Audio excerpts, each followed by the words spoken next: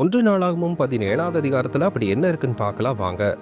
இந்த அதிகாரம் தாவீதின் மனதில் இருந்த ஒரு நல்ல ஆசையும் அதற்கு தேவன் கொடுத்த உயர்ந்த வாக்குத்தத்தத்தையும் விளக்குகிறது. தாவீது ராஜா தன் அரண்மனையில் அமைதியாக குடியிருந்து கொண்டிருக்கும் போது கர்த்தருடைய உடன்படிக்கை பெட்டி இன்னும் கூடாரத்தில் இருப்பதை நினைத்து வருந்தினார். நான் தேவனுக்காக ஒரு ஆலயம் கட்ட வேண்டும் என்கிற எண்ணத்தை தீர்க்கதரிசி நாத்தானிடம் பகிர்ந்தார். முதலில் நாத்தான் அதை ஒப்புக்கொண்டார். ஆனால் தேவன் நாத்தானிடம் பேசி தாவீது எனக்கு ஆலயம் கட்ட வேண்டாம் என்று கூறினார். காரணம், தேவன் இதுவரை கூடாரத்தில் தங்கியிருந்தார். ஒரு நிரந்தர ஆலயம் கட்ட வேண்டும் என்று அவர் கேட்டதில்லை.